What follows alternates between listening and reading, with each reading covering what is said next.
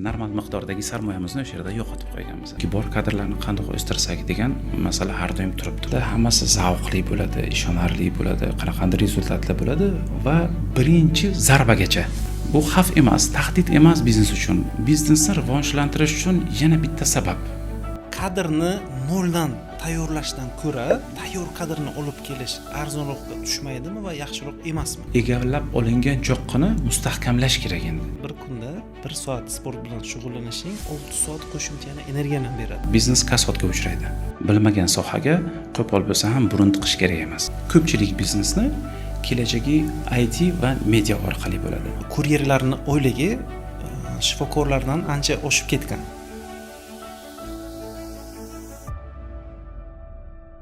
Assalomu alaykum. Sizni Zuhurov podkast loyihasining birinchi sonida ko'rib turganimdan xursandman. Bu bizning yangi loyihamiz bo'ladi. Men Asilbek Zuhurov, marketolog va tadbirkorman.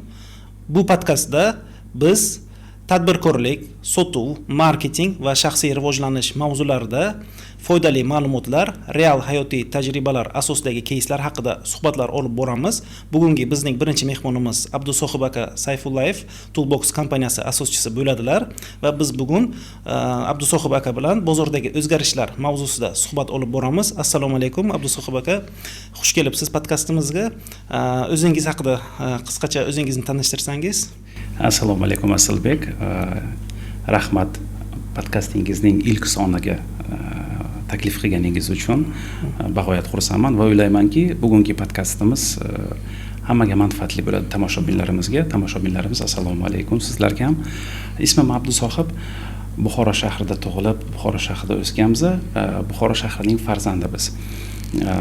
Va kompaniyamizning asos solgan yilimiz 19-yilda asos solganmiz kompaniyamizga va oxirgi 2 yilda jadal rivojlangan va Buxoro bozorida o'zining bir o'rniga va o'zining mavqeiga ega bo'lgan kompaniyalardan bittasi. Soha bo'yicha savol, siz qaysi sohadasiz, qaysi segmentga xizmat ko'rsatasiz va nega aynan ushbu sohaga kirishga qaror qilgansiz? Bizning kompaniyamiz asbob va uskunalarni sotish va taqdim etish bilan shug'ullanadi. Qurilish sohasidagi yechimlar. Nima uchun bu sohaga kirganimizning sababi, biz 2005-yildan musofirchilikda Rossiya Federatsiyasida yurganimizda va shunaqa vaqt keldiki, O'zbekistonga, vatanimizga qaytish vaqti bu keldi va birinchi tug'ilgan savol nima bilan shug'ullanamiz?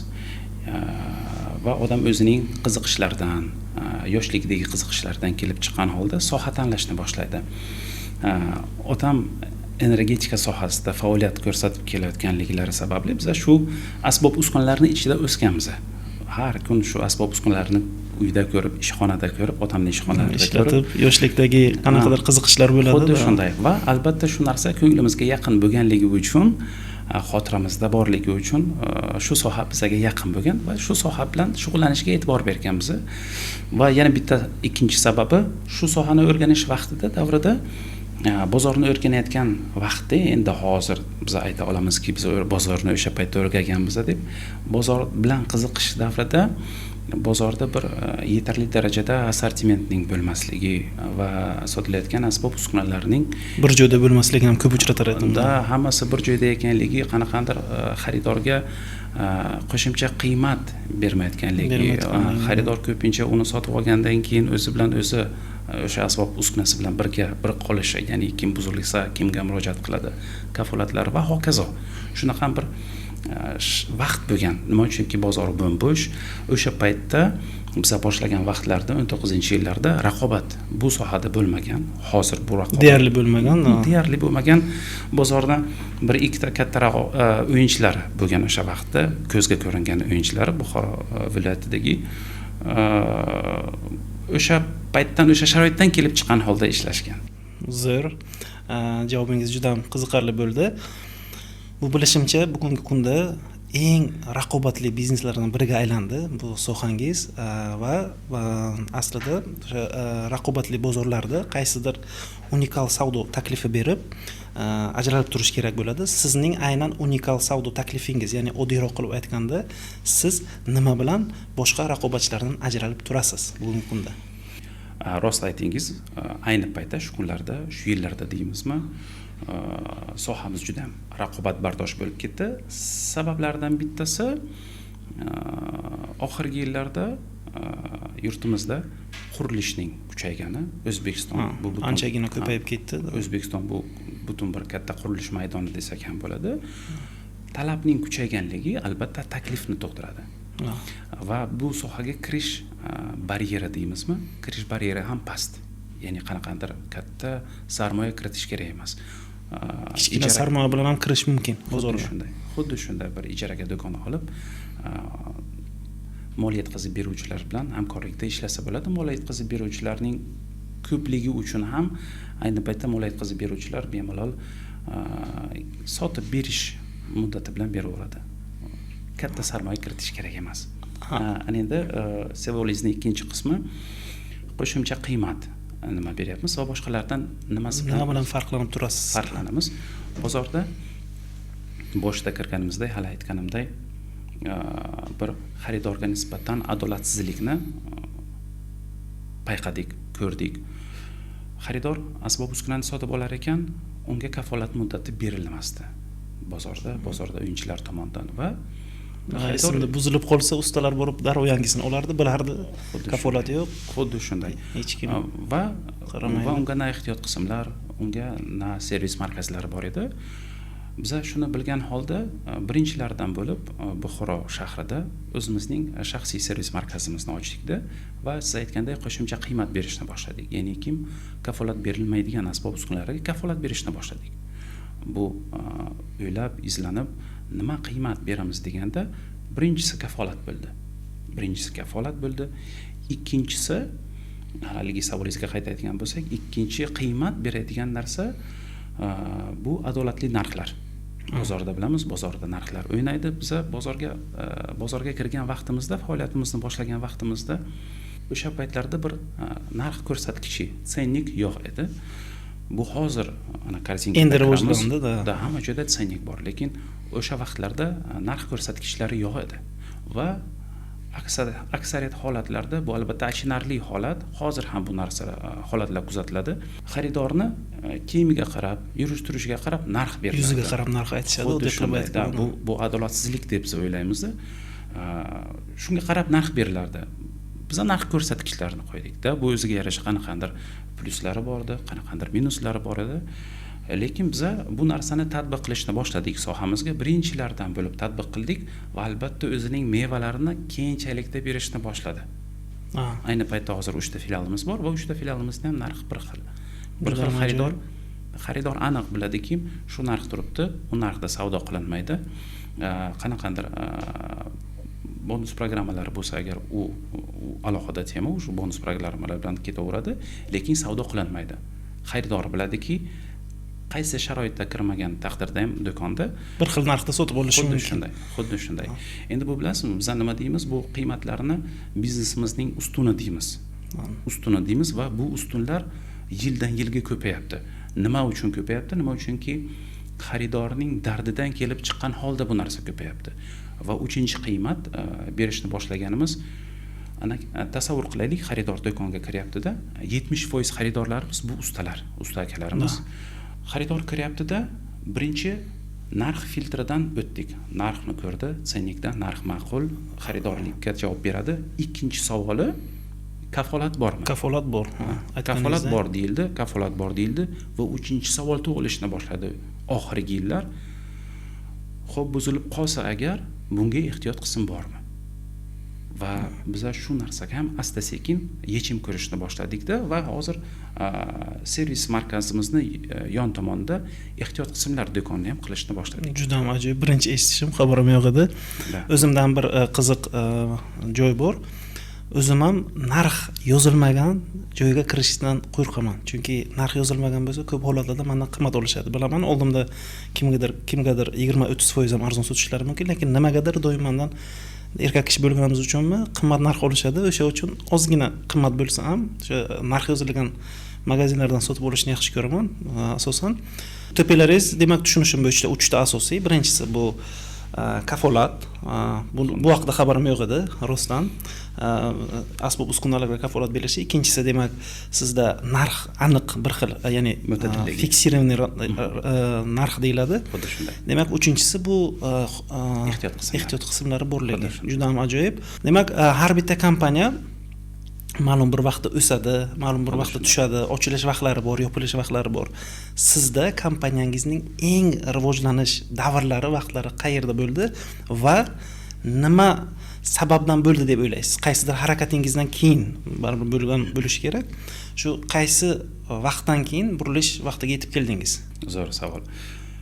Har bir kompaniya boshlari ekan, boshida havas korona boshlanadi. Bor ilmingiz bilan, endi bor tushunchangiz ilm desak mubolag'a bo'lar. Bor tushunchangiz bilan tadbirkorlikni boshlaysiz. Boshida boshlaganingizda hunarmand sifatida boshlaysiz, bir o'zingiz boshlaysiz. Hunarmand, endi o'zim aytmoqchi edim, hunarmand deb. Hunarmand sifatida boshlaysiz. Xaridda ham o'zingiz, savdoda ham o'zingiz, boshqa sohalarda ham o'zingiz bo'laverasizda. Biz boshlaganimizda bir qarindoshimiz bilan boshlagandik. Men xaridga javob berardim. U kishi esa savdoga javob berardilar. Shunaqa holat bo'lardi. Va ko'ryapmizki, o'sha bor malakamiz bilan deymizmi, qanaqandir etapga yetib keldik va ilm yetishmasligini aniq tushunishni boshladik. Bu o'shandan keyin odam ilm qidirishni boshlar ekan, albatta yechimlar kelishni boshlaydi. Endi niyatga yarasha bo'ladi hammasi. Ilm izlarkaningiz albatta ustoz paydo bo'lishni boshlaydi. Ustozsiz xuddi shundoq. Endi rus tilida bitta ibora borda, she'rda aytib ketaman. Учитель появляется тогда, когда ученик готов. Ya'ni shogird qachon tayyor bo'lsa, ustoz o'sha paytda paydo bo'ladi. Endi o'zidan o'zi paydo bo'lmaydi, niyatingizga yarasha paydo bo'ladi-da. Va o'sha marta Rossiyada ishlab yurgan paytimizda, Rossiya Federatsiyasida Shamil Aliyudinovni ko'p eshitganmiz. O'zbekistonda juda ham ajoyib inson. Bir qadriyatlari joyida inson. U kishi nafaqat diniy tomondan, endi biz biznes tomonga yo'naltirilgan mavzularni, treninglarda ishtirok etganmiz. O'zbekistonga Toshkentda ham bo'lganlar, treninglarda qatnashganmiz. Undan keyin esa Saidmurod Davlatov juda ustozlik qilganlar insonlardan biri da. U kishini ham kurslarda, biznes sistema qilish kurslarida biz buxorolik hamshaharlarimiz bilan, birodarlarimiz bilan o'qib chiqqanmiz va o'sha paytda keskin o'sish boshlangan. Demak, o'qishdan keyin asosiy burilish boshlandi. Xuddi shunday. Endi qarangda qanday holat bu yerda paydo bo'lyapti. Birinchi tushuncha paydo bo'lar ekanki, sizga ilm kerak. Ya'ni ilmga chanqoqlik paydo bo'ladi. O'shandan keyin yechimlarni qidirishni boshlaysiz. Yechim bu degani ustoz va har bitta etapda kimdir sizga ustozlik qiladi. Ya'ni kimdir sababchi bo'ladi. Sizni shaxs sifatida ma'lum bir joydan ma'lum bir joygacha o'tkazib berish. Xuddi shunday. Bir mutaxassis sifatida biznesingizni qaysidir darajaga rivojlantirishga kimdir sababchi bo'lar ekan. Endi bizda har bitta etapda, например, boshda aytganimizdek, Shamil Aliyudinov bilan shaxs sifatida biz shakllanganmiz. Ustozimiz Saidmurod Davlatov bilan, u kishi bilan ham sistemani biznesimizni sistemalashtirganmiz. Tizimlashtirish bo'yicha. Xuddi shunday. Va hozirgi etaplarda уже odamni endi hayotda ustozi ko'p bo'lardi. Ayni paytda hozir bizda ustozlik qilib kelayotgan Ulug'bek aka Hojiahmedov, u kishi bilan hozir ayni paytda ustoz shogird. Juda ham kuchli va ajoyib insonlar. O'zim ham kuzatib boraman. Xuddi shunday. Biznes boshlaganingizdan bugungi kungacha qaysidir xatolarga baribir yo'l qo'ygansiz. Hammamiz xato qilamiz. Inson aslida xato qilishga juda ham moyil bo'ladi. Demak, agar orqaga qaytsangiz, o'sha biznesni boshidan boshlab bugungi kungacha qaysi xatoni qilmagan bo'lardingiz? Ya'ni bu savol yana qayerda xato qilgansiz deb aytsak ham bo'ladi bu savolni. Ya'ni qayerda xato qilmagan bo'lardingiz? Qaysi xatongizni takrorlamagan bo'lardingiz? Ya'ni eng katta xatongiz nimada bo'lgan? Biznes qurish vaqtida, ya'ni bu shaxs sifatida emas, biznes proseslarning ichida yoki qaysidir joylarida qaysi xatolarga yo'l qo'ygansiz? Zo'r. Boshida hali aytganimdek, har bir necha xil yo'nalishlarni biz tatib ko'rganmiz ishlashga va xatolardan bir katta xatolarimiz deymizmi, endi har bitta xato bizani rivojlantirishga olib keladi-yu. Xuddi shunga o'xshagan narsa. Ilmimiz yo'qligi sababli katta xatolarimizdan bittasi bu issiqxona sohasiga kirganmiz. Ilmimiz yo'q. Havas qilib, tadbirkor endi yaxshi havas qilib hamshaharlarimizga, do'stlarimizga issiqxona qilyapti, o'xshayapti, ular tavsiya qilgan issiqxona qilsang zo'r bo'ladi, sarmoya bor ortiqcha, o'sha sarmoyani biz o'sha yerga tikkanmiz va albatta 3 yil ishlab 3 yil umrimizni va qanaqadir miqdordagi o'sha yerda normal sarmoyamizni, normal miqdordagi sarmoyamizni o'sha yerda yo'qotib qo'yganmiz. Bu dars bo'lgan. Bundan oldin yana bir nechta sohalar bor edi. Ular kichkina xatolar bor edi, lekin o'shandan boshlagandi va eng kattasi shu issiqxona bilan eng oxirgi katta xatongiz nimaga issiqxona bo'lgan? Bu o'shanda bir aniq xulosa chiqarildiki, bilmagan sohaga qo'pol bo'lsa ham burun tiqish kerak emas. Yoki bilmaydigan sohangiz bo'lsa agar, albatta birinchi uni o'rganib, mutaxassis yaxshi ustoz demak topib, xuddi shunday yaxshi mutaxassislar bilan maslahatlashgan holda yoki mutaxassisingiz agar shu sohada o'zingiz mutaxassis bo'lmasangiz yoki aniq siz mutaxassis jalb qila olmasangiz u sohaga kirish kerak emas. Nima uchunki shu kunlarda endi hozir aniq narsani bilyapmizki, endi bozor sharoitida UTP bo'lmasa, ya'ni siz qanaqandir qo'shimcha qiymat bera olmasangiz xaridorga farqlanmasangiz ham asosan ajralib turmasangiz agar unikalniz deymizmi? Endi ming bor uzr tomoshabinlarimizdan ora-ora rus tilidagi iboralarni qo'shib ketaveraman, harakat qilaman albatta tarjima qilishga. Ya'ni agar bozorda farqlanib turmasangiz, demak bitta raqobat yo'li qoladi, bu ham demping deyiladi. Ya'ni faqat narx tushirib ishlash bo'ladi. Bu lekin asosan tadbirkorga zararli bo'ladi, chunki biznes ma'lum joygacha ishlab yurishi uchun albatta daromad kerak. Shunday. Ana endi dempingni ham albatta kerakli joylar ishlatsa bo'ladi. Lekin afsuski, bizani hamkasblarimiz deymizmi, bozordagi hamkasblarimiz birinchi shu boshiga keladigan narsa narxni tushirish, demping qilish. Ko'pchiligini albatta hisob kitobini olib boradigan bir qanaqadir aniq nimasi yo'q, hisob kitobotlari yo'q ular. Ular shu eski zamondan qolgan shu qog'oz qalamda kalkulyator bilan hisob kitobini boryapti-da, lekin demping qilsam, narxni tushirsam, savdoim oshadi, to'g'ri oshadi, lekin u qisqa muddatli, u umri uzoq emas bu narsa. Vaqtinchalik. Xuddi shunday. Va ikkinchi tomondan qaraydigan bo'lsak, demping qaysi holatlarda kerak? Bu kompaniya bozorga kirayotgan paytda narx bilan, arzon narx strategiyasida xuddi shunday. Endi biz O'zbekiston bozorida ko'p bunaqa kompaniyalarni ko'ryapmiz va boshida u narsani qilishadi. Shu bilan bozorga kiradi. Bu bozorga kirish strategiyalaridan biri hisoblanadi. Arzon tez kirish strategiyasi shu. Narx bilan kirishadi. Keyinchalikda o'sha qo'shimcha qiymatlarni taqdim qiladi xaridorga. Juda ham ajoyib. Va yana bitta sizga bugungi eng qiziq savollardan birini bermoqchiman. Demak, raqobat sizga rivojlanib boryapti. Oldin siz do'konlar bilan raqobat qilgansiz, ya'ni offline sohada. Endi esa marketplace'lar kundan kunga kirib kelyapti va yana mijozlarda marketplace'dan buyurtma berish madaniyati shakllanyapti. Ya'ni oldin mijoz faqat do'kondan borib sotib olsa, bugun marketplace'dan ham qaysidir foiz xaridlarni amalga oshiryapti. O'zim shaxsan qiziqaman o'sha asbob uskunalarga, usta bo'lmasam ham, o'zim uchun hobbim bor, nimadir qurib, nimadirni to'g'rilab, nimadirni buzib o'tiraman. Demak, o'zim ham qiziqib turaman, lekin hech qachon marketplace'dan sotib olmaganman. O'zi siz aytganday o'sha garantiya deymiz, ya'ni kafolati yo'q. Shu uchun sotib olmaganman. Demak, bilmayman ham nima sotadi marketplace'lar, yomonlamoqchi emasman. U yerda qaysidir brend sotishadi, qaysidir no brend, lekin baribir offline magazindan sotib olishni yaxshi ko'raman. Ya'ni borib, do'kondan ko'rib, bir necha variantlar orasidan nimadirni tanlab. Demak, sizda marketplace'larni kirib kelishi, ya'ni qanday yana ta'sir qilyapti? Do'konlardan tashqari. Demak, do'konlar demping orqali ishlashyapti, lekin aytganingizdek o'sha kafolat berishmaydi, narx yozilmagan, o'sha mijozga qarab narx aytishadi va yana zapchast deymiz, ya'ni ehtiyot qismlar ham yo'q. Demak, marketplace'ning biznesingizga ta'siri.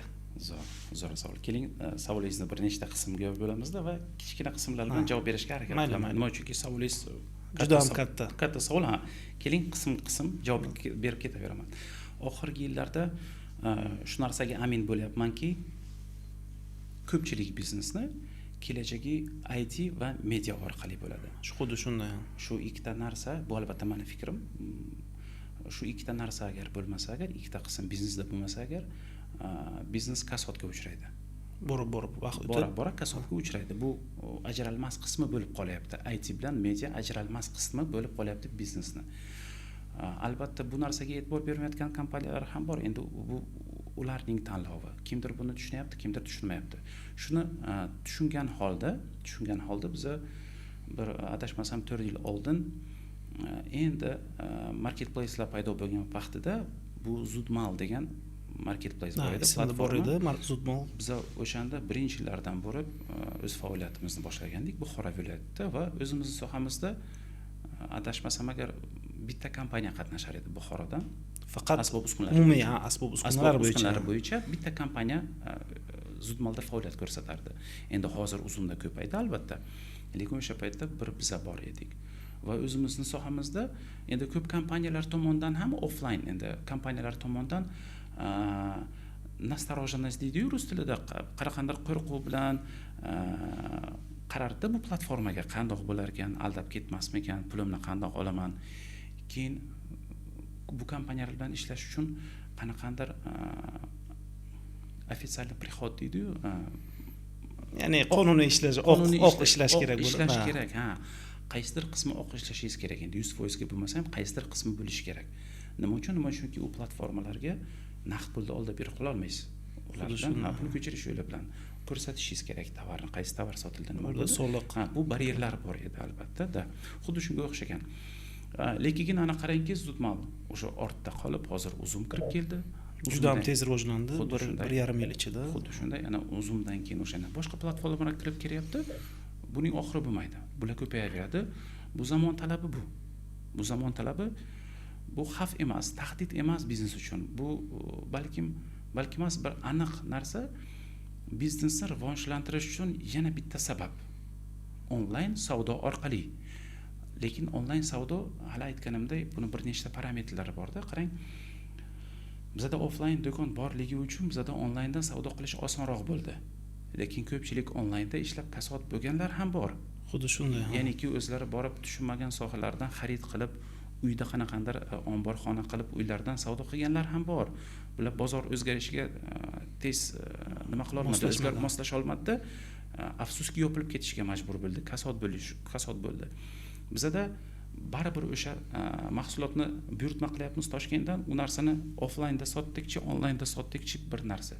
U offlaynda turib biz bir Buxoroda savdo qilsak, endi hozir yaxshi tomonlarini aytib ketaman-da, onlayn orqali butun O'zbekistonga savdo qilasiz. Hattoki O'rta Osiyo davlatlarida hozir yangi marketplacelar xuddi shunday. Butun O'zbekistonga savdo qilasiz. Bu necha barobarga geografiyasini, biznesni kengaytiradi, kattaroq joylarga, kattaroq, ya'ni juda ham chet joylarga ham yetkazib berish imkoniyati beradi marketplacelarni. Juda ajoyib imkoniyat. Bu foydali tomonlari. Bu foydali tomonlari biznes uchun. Xaridor uchun nima foydali tomonlari onlayn platformalarni? Siz vaqtingizni tejaysiz. Siz hali aytganingizdek, qanaqandir noma'lum tovarni albatta sotib olish onlayndan xavfi bordir. Lekin bilib turgan tovaringizni, har kun iste'mol qiladigan tovaringizni buyurtma bersangiz, o'sha siz bilgan narsa keladi. Ha, to'g'ri. Kelinki bizning ham sohaga taalluqli bo'lgan mahsulotlarni, nomi chiqqan brendlarni agar buyurtma qilganingizda bilasizki, aniq o'sha narsa keladi va siz aytayotgan kafolat masalasi bo'yicha bu yerda platformani o'zi ham, onlayn marketplacelarni o'zi ham xaridor tomonini ko'pincha oladi. Bu normal holat, bu to'g'ri holat. Albatta, qanaqandir muammo tug'ilganda diagnostikaga yuborishadi. Diagnostikadan keyin albatta sizning muammongizni hal qilib beradi. Mana shunday. Va yana bitta masalaki, siz aytyapsiz, ana aytingiz, men o'zim kirib do'konga, offlayn do'konga kirib, uni ovozini eshitib, tegib ko'raman, taktilniy чувство deydi-yu, o'shanga. Sizga shu narsa qiziqroq. Kimgadir rostdan ham offlayn ishlatib ko'rib, uni olib, hamma narsalarni ko'rib, ichidagi narsalarni tekshirib, nimalar qo'shiladi aksessuarlarida, juda ham qiziq. Tushunmagan joyingizni sotuvchidan so'rab, kimdir bozorga chiqadi, bir muloqot qilish uchun chiqishi ham mumkin-da. Siz biron narsa sotib olaman deb chiqmadingiz, chiqdingiz bozorga, bir muloqot qilishga chiqdingizda, bir yaxshi do'konga kirib, anchadan beri olib yuraman yoki qidirib yurgan degan narsangizni o'zingizni xursand qilish uchun qanaqadir bo'ladi-da, ayrim narsani topib oldingizda, xursand bo'lib o'zingiz chiqib ketdingiz, maslahatlashib, suhbat qilib, albatta sotuvchi agar shunaqa bo'lsa, sotuvchi zo'r suhbatni qurib bilsa agar. Sotuvchini roli albatta juda ham katta tadbirkorlikda. marketplace'lar bo'yicha yana qo'shimcha marketplace'lar bizni umumiy mahalliy bozorimizga qanday darajada 5 yil 10 yildan keyin ta'sir o'tkazadi deb o'ylaysiz? Ya'ni boshqa offline do'konlarda, ya'ni umumiy biznes bo'yicha savol. Qay darajada, ya'ni offline bizneslarga marketplace ta'sir ko'rsatadi deb o'ylaysiz? Chunki statistikani o'qiyman, yildan yilga onlayn xarid qilish foizi insonlar orasida oshib boryapti. Juda ham katta foizlarda oshib boryapti. Bu juda ham yaxshi. Bilishimcha, Qozog'istonda kuryerlarning oyligi shifokorlardan ancha oshib ketgan. Shifokor oyligidan kuryerlar oyligi. Bu deganiki, kuryerga talab katta. Buni yana chuqurroq kirishsak, ichiga, demak, kuryerga talab kattaligi bu onlayn buyurtmalar ko'payganini bildiradi. Bizda ham shu tendensiya yetib kelmoqda. Oldin kuryer topish muammo edi, o'z yo'lda deyarli hamma joyda uchratamiz. Ya'ni bundan yana nima kelib chiqadi? Insonlarning xarid qilish, ya'ni xarid qilish odatlari o'zgaryapti va bu qanday ta'sir qiladi? Savolim shunday edi. Mahalliy bozorda marketplace'lar rivojlanishi umumiy bizneslarga qanday ta'sir o'tkazadi deb o'ylaysiz? Marketplace'lar boshida kirganda ko'pchilik ularni jiddiy qabul qilmadi. Ya'ni offline biznes buni jiddiy qabul qilmadi. O'tadi ketadi degan fikrlar bor edi, lekin bu tendensiya davlatimizda boshlanmagan, bu rivojlangan davlatlarda boshlangan tendensiya. Albatta, bu bizning ham davlatimizga yetib keldi. Bu normal savdoning endi taraqqiyoti deymizmi, savdoning rivojlanishi deymizmi? Zamon rivojlanishi deyish mumkin. Xuddi shunday. Va kundan kunga, yildan yilga bozor shu общий объемini, ya'ni egallab ketaveradi. Offline umumiy bozor hajmidan qismini egallab, foizlarni egallab ketaveradi. Nima uchunki qulaylik tomonlari, marketplace'larni taqdim qilayotgan qulaylik tomonlari anchagina offline biznesga nisbatan mana ancha qulayroq, chunki birinchi navbatda logistikani o'z bo'yniga olyapti, ya'ni o'shani yetkazib berish. Nomdor marketplace'larning nomini olmaymiz, bittasi 70-75% savdosi nasiya savdosi orqali bo'lyapti. Bu xaridor uchun juda ham qulay. Nasiya tez olishi, bo'lib necha vaqtda to'lash. Xuddi shunday. Nasiya savdosi orqali bo'lyapti-da va kelinki istasangiz uyingizgacha yetkazib beryapti yoki borib olsangiz ham bo'ladi. Yoki topshirish punkti orqali olsangiz ham bo'ladi. Juda ham qulay. O'zimizda bir holat bo'ldi. Qisqacha misol keltiraman, o'zim boshimdan o'tgan narsa. Naviram 15 oylik bir kasha deymizmi? Bolalar iste'mol qiladigan, bolalar bo'tqasi deymiz, iste'mol qiladigan bolalar bo'tqasi, Kelinki o'sha o'zimizda Buxoroda tugab qolgan ekan. Birinchi boshimga kelgan narsa o'sha platforma Uzum. Qidirsam bor ekan. Toshkentda bu narsa. Doim bor. Endi aynan o'sha bo'tqaga o'rganib qolgan bola. Boshqa narsa bersangiz, u qanaqadir oshqozon ichak sistemasini buzib yuboradi. Biz harakat qildik, bo'lmadi. Zakaz qilganimizda, ya'ni buyurtma qilganimizda u narsa keldi va siz xotirjamsiz. Bu bitta misol, bunaqa misollar ko'p. Narx bo'yicha qanday farqlanadi? Narx bo'yicha to'g'ri farq qiladi. Nima uchunki u yerda marketplace'ning albatta o'zini foizlari bor, narxlari bor. U normal holat, lekin o'sha sizga kerakli bo'lgan paytda siz qanaqa narx tafovutiga qaramaysiz. Bu holatda qaramaysiz, aniq. Shunday. Siz ishingizni hal qilasiz, sizga o'sha narsa juda kerak bo'lyapti, siz o'sha narsani hal qilyapsiz. Mana shu. Va yildan yilga savdo hajmi onlaynda o'sib boraveradi. Bu degani ko'p bizneslar transformatsiya bo'lishni boshlaydi. Transformatsiya qilishni boshlaydi o'sha. Transformatsiya bo'lishi aniq. O'zgarmagan bizneslar qaysidir ma'noda pasayib boradi, kichkinalashib boradi va o'zgarishni qaror qabul qilgan bizneslar o'sishni boshlaydi. Ya'ni onlaynga o'tishga deyarli hamma bizneslar oddiy qilib aytganda majbur bo'lishadi desak ham bo'ladi. Bilasizmi, nimani eslatadi? Analogiya qilsak bo'ladi. Esingizda bo'lsa agar, endi biz o'zbek xalqimiz bozorchi xalq, bozorni yaxshi ko'ramiz. Bu an'anaviy narsa, bu bozor. Lekin bozor hozirgi bozor shaklida bir nomi qolgan. Ko'pchilik bozorlar bir nomi qolgan, lekin struktura jihatdan ko'psi o'zgargan. Nima uchunki katta supermarketlar kirib keldi, gipermarketlar kirib keldi va bozorga nisbatan anchagina qulayliklarni lokatsiya bo'yicha hattoki qulay. Albatta. Kirasiz, yozin qishin bir xil temperatura qulay. Bir yoqimli musiqa qo'shib qo'yilgan. Hattoki narxlar bozor bilan bir xil deyarli. Xuddi shunday. Boshida to'g'ri ular ham oson bo'lmadi. boshida qiyin bo'ldi. Ko'pchilik boshida o'sha magazin, endi nomini aytmaymizda, o'sha supermarketlarga kirib bozor narxi bilan taqqoslashni boshladi. Lekin albatta u supermarketlar ham o'zini ustida ishlab shu darajaga yetdiki, bozorda narxlar supermarketga qarab o'sha taqqoslanadigan bo'ldi. Xuddi shunday. Xaridor aytadi: "Bu supermarketda mana buncha turibdi-yu" deydi bozorchiga.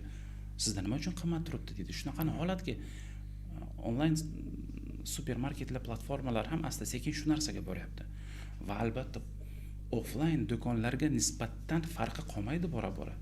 Xuddi shunday. Hattoki korzinka ham e'tibor bergan bo'lsangiz, o'sha o'zidan buyurtma qilish xizmatini yo'lga qo'ygan. Ya'ni korzinka uyga chiqmasdan korzinkaga telefon orqali bozor qilib, uyingizgacha olib kelib berish xizmati ham bor. Nima uchunki yildan yilga odam vaqtining qadri o'sib ketyapti. O'sib boryapti va shunday harakat qiladi har bir odam o'zini vaqtini tejashga va imkon qadar qanaqandir narxda tafovut bo'lmasa, qanaqandir cheklovlar bo'lmasa, albatta onlayn buyurtma qiladi va o'ziga qulay bo'lgan lokatsiyadan borib xarid qiladi. Uyini yonida bo'lsa, misol bozorga borishning nimasi bor, foydasi bor. Uyini oldidan xarid qilaveradi. Va bilasizmi, afsuski ko'p offlayn bizneslar kech bu narsani payqadi. Onlayn platformalarni kirish kerakligini kech angladilar. Ular onlayn platformalarga kirib kelish vaqti ular jiddiy bu narsaga qaramadida, kech payqab qoldi. Va ko'pchiligi bir nochor ahvolga kelib qolgan, duchor bo'lib qolgan, lekin hali ham tushunmayotganlar bor. Endi bu har kimning o'zining tanlovi albatta. Bilasizmi, kim oldin ketadi, qaysi tadbirkorlik masalasida aytadigan bo'lsak, shu shamol qaysi tomondan esayotganligini aniq bila olsangiz, tushuna olsangiz, oldindan his qila olsangiz, agar o'sha shamolga moslasha olsangiz, shunday qanaqandir tendensiyalar deymizmi, tendensiyalarni payqala olsangiz, agar o'z vaqtida transformatsiya qila olasizda va kelayotgan tahdidlar deymizmi, qanaqandir masalalarga yechim topa olasiz. Oldindan tayyor bo'lasiz. Albatta. O'zi e'tibor bergan bo'lsangiz, dunyodagi eng katta kompaniyalar asoschilari, misol tariqasida Elon Musk, Steve Jobslar ham oldin bir necha yil oldingi tendensiyalarni ko'ra olishgan, o'sha vaqtdan. Juda ham kuchli vizioner bo'lishgan. O'shada yo'llarini va inson qanchalik oldindan o'sha tayyorgarlik ko'rib kelsa, demak, muvaffaqiyat imkoni kattaroq bo'ladi. Va bu yana bitta savolimizga javob bo'ladiki, nima uchun bir xil bizneslar o'sadi, bir xillar o'smaydi? Endi bu yerda bilasizmi, ustozimiz aytganday, asoschi mentalitetda ko'p gap borda. Endi asoschining ruhiyatiga, asoschining shijoatiga biznes o'sishi to'g'ridan to'g'ri bog'liq. Va qancha asoschi yuragida shu oliy maqsadiga olov bo'lsa, shijoati bo'lsa, missiyasiga, xuddi shunday, o'shanga yarasha biznes rivojlanadi. Endi nima uchunki u missiya shu atomli reaktorning ichida nimasi bor, shu vodorodni соединение deydi. U o'zi kichkina narsa, lekin dunyoni yakson qila oladi bir pasda. Qancha ham keling yaxshi tomonlarini aytaylik. Qancha energiya beradi? Qancha energiya bera oladi? 1 sekund 2 sekund ichida. Odamning oliy maqsadi, tadbirkorning oliy maqsadi ichida oldinga tortadi, oldinga yetaradi deysizmi? Odamni har doim ilhomlantiradi. Ya'ni savollarim o'rtasidan bitta savol bor edi. Ya'ni biznes egasidan ko'ra kattaroq o'sa oladimi yo asoschidan ko'ra, ya'ni biznes egasidan kattaroq o'sa olmaydimi? Shu savolim bor edi. Ya'ni demak, biznes kattalashishi uchun asoschini o'zi, ya'ni tadbirkor, asosiy biznesmen birinchi navbat o'zi o'sishi kerak bo'ladi. Bu shartmi yoki bu shart emasmi? Ya'ni qaysidir kerakli insonlarni olib ham katta kompaniya qurish mumkinmi? Yoki asoschini o'zi birinchi navbatda kuchli inson bo'lishi kerakmi? Bu to'g'ridan to'g'ri qanaqandir bog'liqlik bo'lmasligi ham mumkin, korrelyatsiya deydi. U to'g'ridan to'g'ri bog'liqlik bo'lmasligi mumkin. Hozir tushuntiraman nima uchun. Har xil ikki nuqtai nazardan ko'rib chiqamiz. Odatda hamkasblarimiz endi jalba qiladi deymizmi? Noliydiki, biz yaxshi kadrlarni topa olmayapmiz bozordan. Zo'r kadrlar kelmaydi bizga. Kadr masalasi savollarga endi yetib kelgan. Shu mavzuga o'tib ketamiz. ochilib borilyapti. O'zida ochilyapti, suhbatimiz juda ajoyib o'tyapti. Xuddi shunday. Sizga kuchli kadrlar kelishi uchun birinchi o'zingiz o'sishingiz kerak. Birinchi navbatda. Albatta. Birinchi navbatda o'zingiz o'sishingiz kerak. Kuchli kadrlar kuchsiz asoschi bilan ishlamaydi hech qachon. Nima uchunki kuchli kadr kelganda u qaysidir kompaniyadan kelyapti. O'sha kompaniyada qanaqadir shiftga patolog yetgandan keyin chiqadi u yerdan. Nima uchunki u kadrlarni qanaqadir pastki qatlam talablari qondirilgan. Ular piramida Maslow bo'yicha pastdagi talablar qoniqtirilgan asosiy. Ular qondirilgan. Qaysidir missiya uchun, qaysidir natija uchun, ya'ni challenge uchun yashaydigan insonlar hisoblanadi. Interes uchun deymizmi? Yana boshqa tilda aytadigan bo'lsak, ularga keladigan kompaniyasiga, yana keyingi boradigan kompaniyasiga o'sha kompaniyaning kelajagi qiziq. Yana qaysi kelajagi? Asoschida olov bormi? Qay darajagacha oxirgi nuqtasi? Xuddi shunday. Kelinki yana bir kompaniya bilan oddiy qilib tushuntiradigan bo'lsa, qaysidir kompaniyada ishlatdi, o'sha 5-qavatgacha chiqdi. Va u 5-qavatga chiqdi, tepasiga qolmayapti. Nima chunki asoschi o'zi 5-qavatda turibdi. Asoschining fikrlashi, ya'ni kalibri 5-qavatga yetadigan darajagacha. U nima qiladi? U kompaniyadan chiqadi va yanada qiziqroq bo'lgan kompaniyalarni qidirishni boshlaydi. Va o'sha qolgan 5-qavatdan qana 10-qavatgacha qolamanmi? U uchun asoschi, siz aytganimizdek, to'g'ri, asoschi hamma sohalarni mukammal bilishi shart emas. Lekin keling o'sha asoschini yuqorida aytganimizdek, oliy maqsadi, missiyasi bo'lsa, yuragida olovi, shijoati bo'lsa agar, kuchli kadrlar buni tez payqaydi. Va o'shanga ishongan holda o'sha asoschining orqasidan bo'ladi. Bu yerda asoschining vazifasi o'sha kuchli kadrlarni hammasini boshni jam qilib bir yoqadan bosh chiqarib ishlash deydimi? Ya'ni hammani jamlab, o'shani o'zini oliy maqsadiga bir maqsad yo'lida yetaklash, ishontirish. Oliy maqsadiga ishontirib o'sha maqsadi sari yetaklash. Lekin bu yerda rostdan ham oliy maqsadingiz ijobiy bo'lish kerak. U rostdan ham qanaqandir fantastik bo'lish kerak emas albatta. Yetisha oladigan darajada, lekin qaysidir qadriyat va missiyaga asoslangan bo'lishi kerak. Xuddi shunday. Shunaqa holat bo'lishi ham mumkin. Shuning uchun albatta birinchi o'zimizdan boshlashimiz kerak. Hali aytganimizdek hamkasblarimiz noliydiganday, mani xodimlarim bunaqa deydi, mani xodimlarim bunaqa. Bu juda ham dolzarb masala. Bozordagi xodimlar masalasi endi kvalifikatsiyasi balandroq xodimlarni dolzarb masala. Noliydi xodimlardan bir ustozimiz aytganday, shu oynani oldiga borganda shundoq qaragin, shu hamma muammolaringni aybchisini o'sha yerda ko'rasan. O'sha yerda ko'rasan. Ya'ni birinchi inson o'zidan qidirish kerak. Ishga olgan kim u xodimlarni sen? Ularni o'qitib, yo'naltirib bilmagan kim? Asoschining o'zi. Sistemani unga nima qilishni ko'rsatgan kim? Qayerdan? Bu asoschining o'zi bo'ladi. Asoschining o'zi va har payt odam o'zidan boshlashi kerak. Birinchi navbatda. Har doim sabablarni o'zidan boshlash kerak.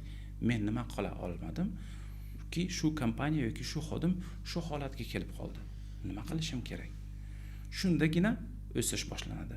Endi bilasizmi, har doim yana rus tilidagi iboradan misol keltiraman. Endi ma'lumotni qabul qilish 3 ta etapdan o'tadi. Birinchi неприятие qabul qilmaslik bo'ladi. Ikkinchisi qarshilik ko'rsatish, qarshilik ko'rsatiladi. Xohlamaydi. Xuddi shunday qarshilik ko'rsatiladi, o'sha miya o'zini himoya qiladi. Xuddi shunday. Ikkinchisi esa принятие, qabul qilish, ma'lumot bo'ladimi, sharoit bo'ladimi, qabul qilish va uchinchisi действие, harakat boshlanadi. Va har bitta etap o'z vaqtini talab qiladi. U vaqtni o'tish kerak. Ya'ni adaptatsiya uchun vaqt. U oddiy xodim bo'lsin, asoschi bo'lsin, farqi yo'q. Oilada farzandingiz bo'lsin, hammasi shu etapdan o'tadi. Va albatta biz yordam berishimiz kerak. Xodimimiz bo'lsa, xodimimizga, uyda farzandimiz bo'lsa, farzandimizga ham shu etaplardan stressiz o'tishga yordam berishimiz kerak. Juda ham ajoyib. Juda ham muhim narsa bu. Kadr masalasi bo'yicha, demak, kadr masalasi, ya'ni kadr topish sizda muammoli masalami yoki sizda oson yechiladigan masalami? Chunki ko'p tadbirkorlar bilan suhbatlashaman. Asosiy tadbirkorlarda ko'pchilikda kadr masalasi muammo deydilar. Men xohlagan inson yo'q, men xohlagan vazifalarga o'sha kadr topish qiyin. Sizda bu qanday kechadi? Siz xohlagan barcha kadrlar hozirda jamoangizda shakllanganmi yoki hali topmagan kadrlaringiz ham bormi? Qidirish davrida bo'lgan kadrlaringiz bormi? Kadr siyosati har doim dolzarb bo'lgan biznesda deymiz, ishlab chiqarish idoralarida uni farqi yo'q. Ishlab chiqarish korxonalarida yoki ham kelinki davlat idoralarida ham kadrlar siyosati har doim dolzarb bo'lgan. Yaxshi kadrlar. Albatta, yaxshi kadrlar yoki bor kadrlarni qanday o'stirsak degan masala har doim turibdi. U narsa bo'ladi, bo'lgan ham. Bizning kompaniyaga keladigan bo'lsak, kadrlar siyosatini oxirgi 6-7 oydan beri shakllantirishni boshladik. O'sha muammoga duchor bo'lganimizdan keyin kadrlarning tez ketib qolishi yoki bozorda o'zimizga to'g'ri keladigan kadrlarni topa olmasligimiz shu muammoni keltirib chiqardi va albatta bu muammoni yechimini topishni boshladik. Ya'ni HR bo'limini shakllantirishni boshladik.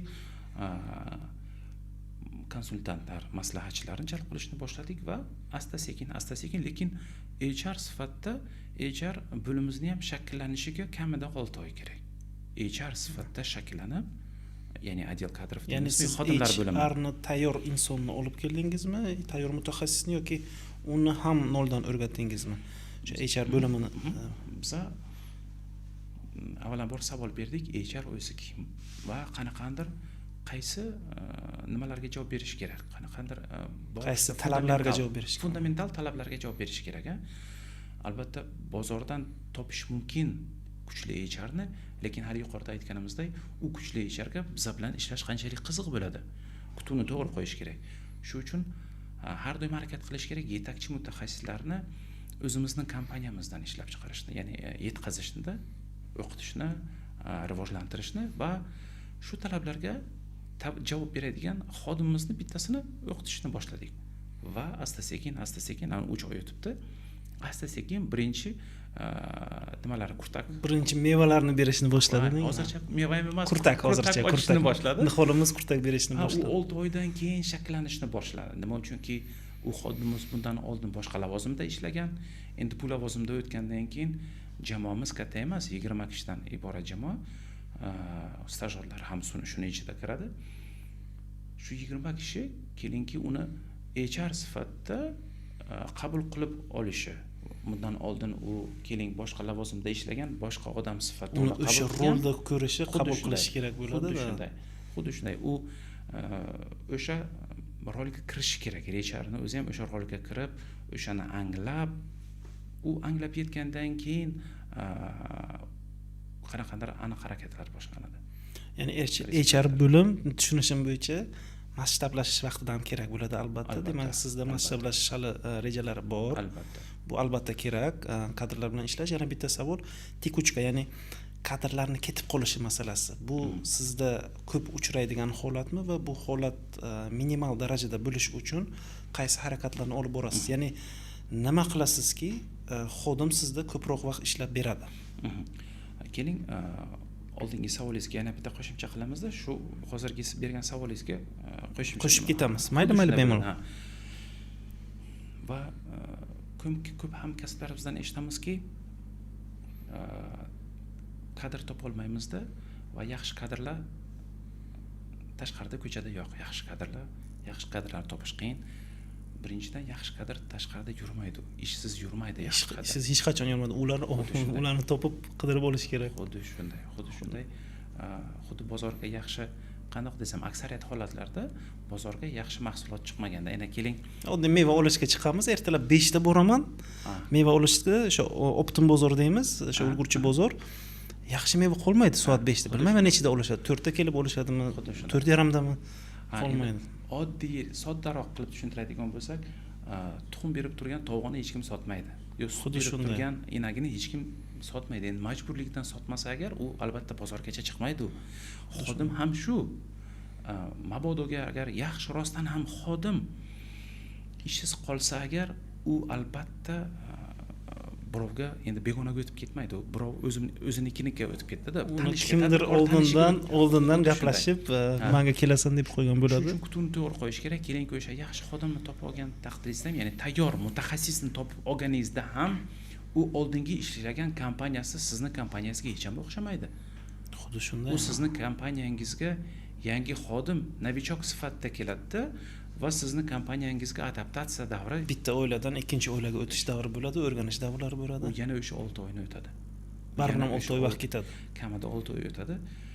Kompaniyangizga adaptatsiya davri yangi kelgan mutaxassis bo'ladimi, yangi kelgan yangi xodim stajyor bo'ladimi, kamida 6 oyni talab qiladi. Baribir 6 vaqt ketadi. Bu o'rtacha statistika, yana har xil holatda, ya'ni oddiyroq lavozimlarga 6 oy talab qilinmaydi. Biz hozir nima haqida ketyapti? Yuqori kvalifikatsiyaga ega bo'lgan mutaxassislarga haqida gaplashyapmiz-da. Katta kompaniyalarda o'zi kerak bo'ladi. Xuddi shunday. O'zimiz yetkazishimiz kerak. Ya'ni o'zimiz yetishtirishimiz kerak ichimizdan. To'g'ri, hamma vaqt ham ichingizdan buncha xodimni yetishtira olmaysiz. Ko'p vaqtingiz ham ketib qoladi, resurs ketib qoladi. Xuddi shunday. Endi strategiyangizga bog'liq, agar tez o'smoqchi bo'lsangiz, albatta tashqaridan xodim jalb qilishga to'g'ri keladi. Tayyor mutaxassislarni. O'sha kuchli xodimlar kelishigacha ham sizni kompaniyangizda qanaqandir tizim bo'lishi kerak. Tushunarli tizim bo'lishi kerak. Ya'ni ular quruq maydonga kelib ishlamaydi xodimlar, kuchli mutaxassislar. Qaysidir qurib qo'yilgan binoni ichiga kirib, ular ishni boshlashi kerak. Uni qanaqandir o'zi tushungan sistema bo'yicha ishlaydi. Albatta o'sha sistema sizda bo'lishingiz kerak. O'sha tizim sizda bo'lishi kerak. O'zi keyingi savolim shundan iborat edi. Demak, kadrni noldan tayyorlashdan ko'ra, tayyor kadrni olib kelish arzonroqqa tushmaydimi va yaxshiroq emasmi? Ya'ni boshqa joydan ekspat deymiz, boshqa davlatdan yoki boshqa viloyatlardan kadrni jalb qilish bu anchagina arzonga tushmaydimi? Ya'ni professionalroq insonlar. Hali aytganimizdek, bu har bitta kompaniyani rivojlanish strategiyasiga bog'liq. Agar siz tez rivojlanmoqchi bo'lsangiz, tez yoyilmoqchi bo'lsangiz, albatta ekspertlarni jalb qilishga to'g'ri keladi. Bu menimcha kompaniyani keyingi o'sish davrlarida, xuddi shunday, 2-chi, 3-chi, 4-chi davrlarda ekspat qaysi sohalar, endi qaysi vaqtda, qaysi situatsiyalarda deymizmi, jalb qilinadi. Qachonki tez o'smoqchi bo'lyapsiz va o'zingiz noldan yetishtirib bilmayapsiz kadrni, o'shanda ekspat jalb qilinadi. Tayyor insonlarni. Ekspat jalb qilishda ham chet el ekspertlar emas, o'zimizni ichki bozordan ekspertlarni jalb qilish kerakda. O'zimizni milliy ekspertlar, nima uchunki chetdan kelgan statistika shu narsani ko'rsatyapti, chetdan kelgan ekspertlar bizani bozorning ichki holatini yaxshi bilmasligi, adaptatsiya qilib keta olmayapti-da va ham tadbirkorning vaqti o'tib ketyapti va unga tikkan sarmoyasi ham ketyapti, uchib ketyapti havoga. Shunaqa holatlar bo'lyapti. Albatta, может kimdadir boshqacha fikr bordir, lekin biz eshitgan, bilgan statistika bo'yicha shundoq bo'lyapti. Shuning uchun o'zimizni bozordan chiqqan mutaxassislar yaxshi. Nima chunki ular o'zimizni bozorni yaxshi biladi, bizning mentalitetni yaxshiroq biladi. Praktika shuni ko'rsatyaptiki, hattoki keling uzoq bormaylik, Rossiyada bizning hamkorlarimiz bor, tovar yetkazib beruvchi kompaniyalar Rossiyada ishlagan, Rossiya Federatsiyasida ishlagan marketing ishlari, qanaqandir marketing bo'lim boshlig'i, tizimlari, marketologlar yoki qilgan ishlari bizning O'zbekistonga o'xshamay qolyapti. O'zbekiston sharoitida to'g'ri kelmay qolyapti. Biz ularga aytyapmiz bu narsani bozorga kirish vaqtida, lekin ular quloq solmaydi. Bu narsani juda ko'p uchratganman, ko'pgina kompaniyalarda Rossiya marketologi Rossiyadan turib o'zbek marketologlarga qaysidir o'sha buyruqni berishadi, ular bajarishadi va natijada pul sovuriladi, effekt bo'lmaydi. Xuddi shunday. Qarabsizki, yil o'tadi, u kompaniya kasodga uchrabdi. Achinarli holat albatta. Juda ham achinarli holat. Bizning o'zimizni bozorimizni o'ziga yarasha xususiyati bor. Yaqin davlat bo'lgan bilan ham o'zgaradi. Talab boshqa, mentalitet boshqa. Demak, bozorni inson his qilishi kerak. Ya'ni ishlaydigan har bir jamoamiz xodimi ham bozorni o'zi shaxsan his qilishi kerak.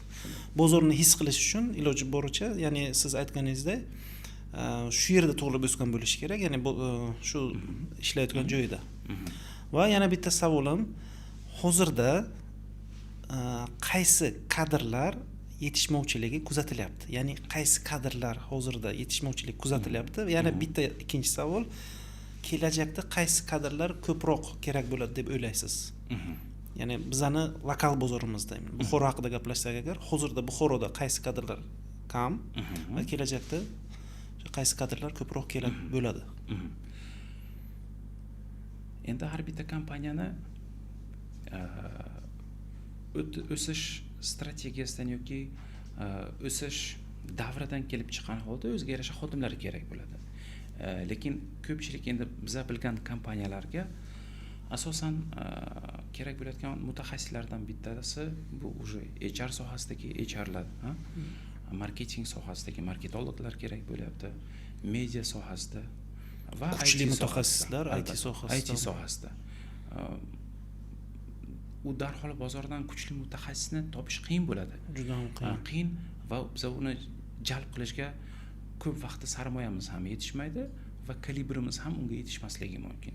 Shu uchun o'zimizni bor bozorda o'zimizni kadrlardan yoki o'stiramiz yoki kuchli mutaxassis bilan vaqtincha ishlab turamiz. Yoki konsalting holatda ham jalb qilish mumkin. Eng ma'qul yo'li bizda hozir ko'p hamkasblarimiz bilan suhbatda bo'lamiz. Konsalting jalb qilinyapti. Juda ham zo'r strategiya. Albatta. O'zimizni bir kishini to'liq jalb qilmasdan qaysidir kerakli kalit joylar, ключевой joylar deymiz. O'sha yer uchun maslahatlar olib turish. U o'sha konsultantni uni vaqtini va ilmini sotib olgan nimada yo'nalishda ishlash mumkin. Va juda ham zo'r strategiya. Albatta. Va bu konsultantlar yoki bunaqa kompaniyalarga nisbatan kutuvni ham to'g'ri qo'yish kerak. Nima uchunki u kompaniyalar yo'nalishni ko'rsatadi, lekin mehnatni o'zingiz qilasiz.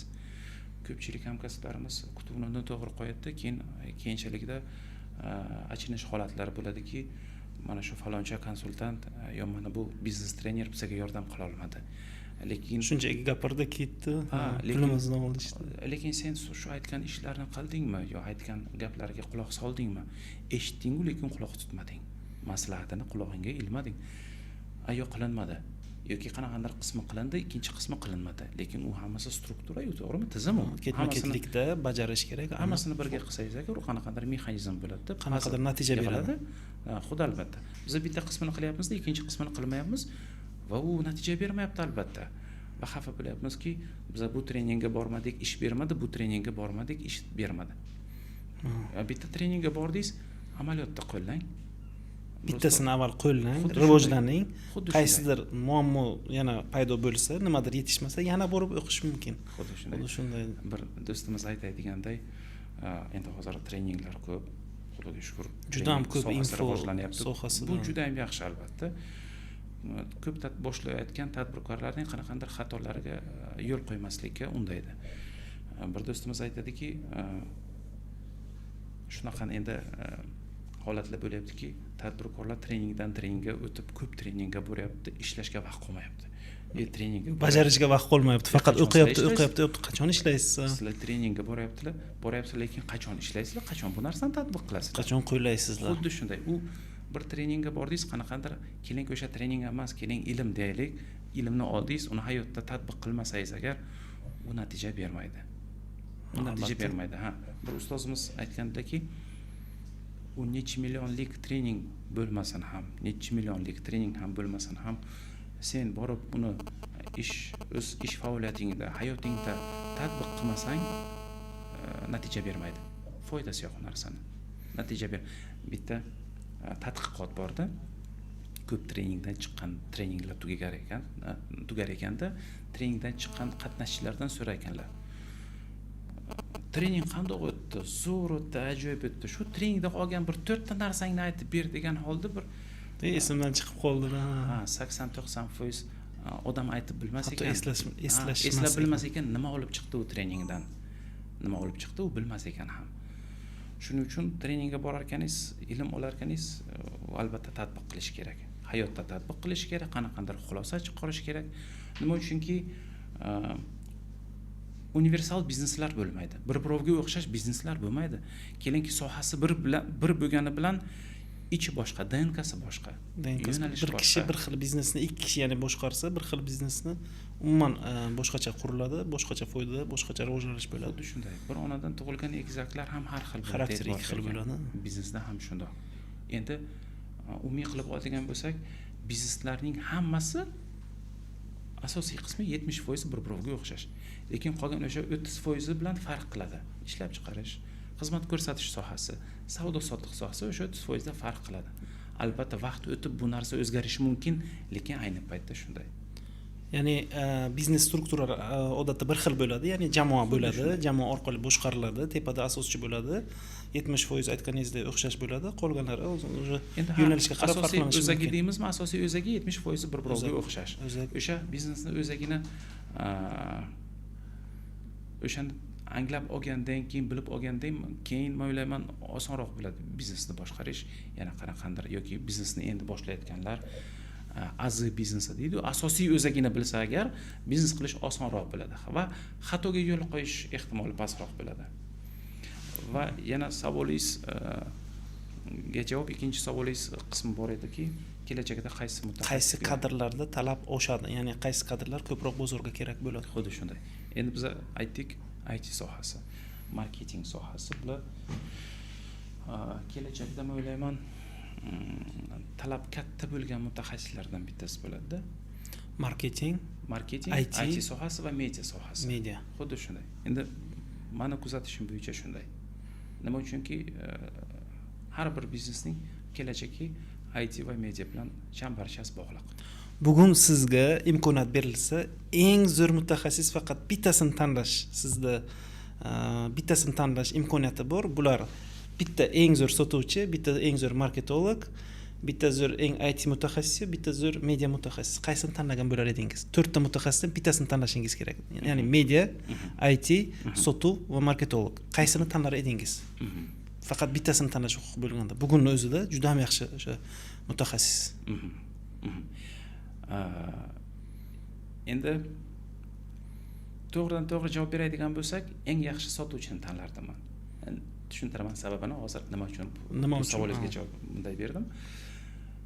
Mana bu yuqorida qolgan aytgan mutaxassislarni jalb qilish uchun hammasiga sarmoya kerak.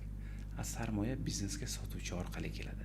Birinchi sotuvchini jalb qilgan. Lekin mijozni olib keladigan marketolog va marketologning vazifasi qaysidir etapda kerak bo'ladi marketolog.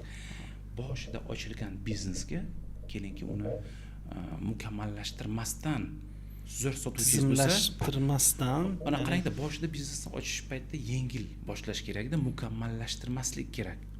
Qiyinlashtirmasdan. To'g'ri, 7 o'lchab bir kesish kerak, lekin 7 o'lchab kesmay qo'yadigan tadbirkorlarimiz ham bo'lyapti. Qiyinlashtirmaslik kerak. Oddiygina ochib ishni boshlab olish kerak. Xuddi shunday. Endi yana oddiyroq qilib aytadigan bo'lsak, keling samolyotni uchiraylik. Uchib olsin, keyin ko'ramiz qayerga borishni. Uni mukammallashtiramiz. Hozir uchishga qobiliyati yetyaptimi? Osmonga ko'tarilishga qobiliyati yetyaptimi texnik jihatdan? Keling ichini keyin uni mukammallashtiramiz. Shu uchun hozir sarmoya kelaversin, o'sha sotuvchimiz orqali sarmoya kelaversa, qolgan mutaxassislarni ham jalb qila olamiz. Xuddi shunday, albatta. Endi aytayapman, bu savolga har xil nuqtai nazardan yondashuv qilish mumkin. Va albatta maqsadiga ham qarab yondashish mumkin. Xuddi shunday. Endi biz bitta javobni ko'rdik-da, xolos. Lekin ajab emas, boshqa kishi boshqa javobni bersa kerak va o'sha javobiga nisbatan tushunchani berish mumkin. Har xil yo'nalishga qarash mumkin. Nuqtai nazardan. Strategiya bo'yicha savol bermoqchiman. Sizda hozir qanaqa strategiya ketyapti? Ya'ni strategiyalar turli xil bo'ladi. Ya'ni brendni bozorga olib kirish yoki uni tanitish strategiyasi yoki ko'proq sotish strategiyasi ham bo'lishi mumkin. Ya'ni biznes maqsadiga qarab turli xil strategiyalar bo'ladi. Sizda hozir qaysi strategiya davri ketyapti? Qayerda siz? Biz 1-2 oy bo'ldi. Strategiya qilganimizda jamoamiz bilan yilning oxirigacha mustahkamlash strategiyasini tanladikda va shu strategiya bilan kelyapmiz. Ya'ni Buxoro bozorida, Buxoro viloyati bozorida kompaniyani o'zini o'rnini mustahkamlayapmiz. Ya'ni brendni kuchaytirish, brendni Buxoro bozorida mustahkamlab olish juda ham zo'r strategiya. Biz boshida tezda bozorni qaysidir qismini egallab oldik va o'sha egallab olgan pozitsiyalarimizni endi mustahkamlashtirishimiz kerak. Ya'ni kim marketingoviy vojna kitobida bu narsa keltiriladi-da, o'sha yerda egallab olingan cho'qqini mustahkamlash kerak endi. Birinchi navbatda, keyin boshqa cho'qqiga o'tish kerak. Chiqib oldingiz o'sha cho'qqiga, o'sha cho'qqingizni endi mustahkamlash kerak. vazifa o'sha cho'qqiga chiqib olish edi. Endi o'sha cho'qqini qo'riqlash kerak. Va siz aytgandek, u mustahkamlangandan keyin, resurslar yana yig'ilgandan keyin, kuchga kirishib olgandan keyin yangi cho'qqiga qarab olgan. Xuddi shunday. Xuddi bir nimani boksni ko'ramiz yoki boshqa jang san'at turlarini ko'ramiz, o'rtasida nima bor, pauzasi bor. Har bitta raunddan keyin nafas rostlash uchun, ozgina o'ziga kelish uchun suvlar sepiladi. Birinchi raundda qanaqandir ochkolar bo'yicha, qanaqandir nima bo'yicha, ko'rsatkichlar bo'yicha ustunlikni oldingizmi? Ustunlikni oldingizmi, o'ziga kelgandan keyin o'sha ustunlikni davom ettirish kerak. Shuni ushlab turish kerak. Xuddi shunday. Ko'pchilik o'zini endi ko'p kompaniyalar shunaqa holatda bo'ladiki, tez kengayamiz degan maqsadda filiallarni ko'paytirib yuborib, ularni boshqarolmasdan qoladi. Tizim yo'qligi sababli buni juda ham ko'p uchratgan. Juda ham qiynalib qoladi. Bunaqa holatlar ham bizda bo'lgan, lekin biz bu narsani tez anglay olib boshqa strategiyani tanlaganmiz. O'z vaqtida anglay olib boshqa strategiyani tanlaganmiz. Ya'ni Kamdo'kon bilan maksimal darajada ko'proq mijozlarga xizmat ko'rsatib, sifatli xizmat ko'rsatish strategiyasi. Har bitta bozorni o'zini hajmi bor va u hajmdan chiqa olmaysiz. U kengaytira olmaysiz ham u hajmni. O'sha hajmdan hech kim o'sa olmaydi. Xuddi shunday. Biza faqat ana klinikani shu bakalamiz kattaroq qismini xuddi shunday. Ana shu bakalamiz keling 200 ml bo'lsa agar, shu 200 ml biza boshda boshlaganimizda keling 50 ml dan boshlagan bo'lsak, endi 25-30% millilitrni olgan bo'lsangiz agar, ya'ni u o'sha bozorni 30-35% da siz monopolist уже hisoblanasiz. O'zi 30% dan keyin o'sha monopolist hisoblanasiz, lekin 30% ni qanaqandir sarmoyalarni jalb qilib, vaqtingizni ayamasdan egallab olganingizdan keyin o'sha 30% ni saqlab bilish kerak. Nima uchunki, u 30% ga tajovuz qiladigan har doim topiladi. Raqobatchilar bor. U raqobatchilik narx siyosati orqali yoki boshqa raqobatchilikni hech kim inkor qila olmaydi, u bor narsa va raqobatchilikni yaxshi tomonlaridan bittasi rivojlantirishga olib keladi kompaniyalar. Raqobatchi doim sizni harakat qilishingizga undaydi. Raqobat juda ham zo'r narsa meni fikrim bo'yicha. Komfort zonasidan sizni chiqaradi, kompaniyangizni chiqaradi. Biz yaxshi ko'ramiz raqobatni. Biz juda yaxshi ko'ramiz raqobatni. Meni ham fikrim ijobiy raqobat bo'yicha juda ham yaxshi ko'raman. Endi albatta bu yerda adolatli raqobat deydi-yu, adolatli raqobat. To'g'ri raqobat qilamiz. To'g'ri raqobatni biz ya'ni har doim biz xursand raqobatga va shu raqobatdan zavqlanamiz. Coca-Cola bilan Pepsi orasidagi raqobatga o'xshaydi. To'g'ri raqobat doimda bozorni chiroyli bo'lishib olishadi, ya'ni ikki xil harakatlar bilan. Xuddi shunday. Juda ham ajoyib o'tyapti suhbatimiz. O'z marketing bo'yicha savol bermoqchiman. Demak, ko'pchilik marketingni reklama yoki SMM qilish deb o'ylaydi. Hozirgacha o'ylaydiganlar bor. Va aslida marketing so'zini bironta marketolog bir xil ifodalamagan. Hamma o'zini fikrini aytadi. Marketing nima degan savolga javob hamma o'zicha ataydi. Men ham endi o'zimcha atayman. Siz uchun marketing nima? Ya'ni marketing deganda siz nimani tushunasiz? Endi oddiy qisqa qilib aytadigan bo'lsak, marketing deganda keling kitobiy emas, oddiy qilib aytamiz. Marketing bu kompaniya o'zi haqida, konечный потребитель deymiz, oxirgi xaridorga o'zi haqida aytib bila olishi, yetkazib bera olishi, ya'ni boshqacha qilib aytganda ayta olishi, baqira olishi, choqira olishi. Nima sotyapti? Qanday sotyapti? Qanaqa qiymat beryapti? Endi bu yerda o'sha marketing sohasi keng soha-yu. Juda ham katta soha. Shuni o'zini xaridorlarga yetkazib bera olish instrument deb o'ylayman-da. Ya'ni bu tushunishim bo'yicha mijoz siz haqingizda yana qanday o'ylasham xuddi shunday. Ya'ni kompaniya o'zini qanday tanishtirib bilsa, mijoz ham xuddi shunday o'ylaydi. Ana shu san'at marketing deb ataysiz. O'zingizni prezentatsiya qila olishingiz, ya'ni sota olishingiz deyishingiz mumkin. Xuddi shunday. Bu yerda endi marketing keng soha bo'lganligi sababli uni har xil nuqtai nazardan ko'rib chiqsa bo'ladi. U endi marketing qanday desam, uni har xil o'zi tushunganicha talqin qiladi va har xil instrumentlarni ishlatadi. Bir xil holatlarda marketingga taalluqli bo'lmagan instrumentlarni ishlatib ham buni marketing deydi. Ajab emas, o'sha kompaniyaga marketing bo'lishi mumkin. Yordam bergan bo'lsa, nima uchun emas? Bemalol ishlatish kerak. Nima uchunki? Bemalol o'shanda manfaat topgan bo'lsa agar mayli marketing deb aytaversin. Va yana bitta savolim, agar sir bo'lmasa, bu endi kompaniyaning shaxsiy siri bo'lishi mumkin. Marketingni qaysi qismlarini biznesingizda ishlatasiz? Biz oxirgi yillarda mediaga urg'u berganmiz. Media sohasida marketing, ijtimoiy tarmoqlarda marketingning bitta yo'nalishi xolos bu. Ijtimoiy tarmoqlarda tez endi bu albatta qanaqandir tovarlar haqida yangiliklar emas, ya'ni boshqa kontent orqali ham o'zimizni xaridorlarimizga jalb qilish, o'zimiz haqida aytib bermoqchi bo'lamiz.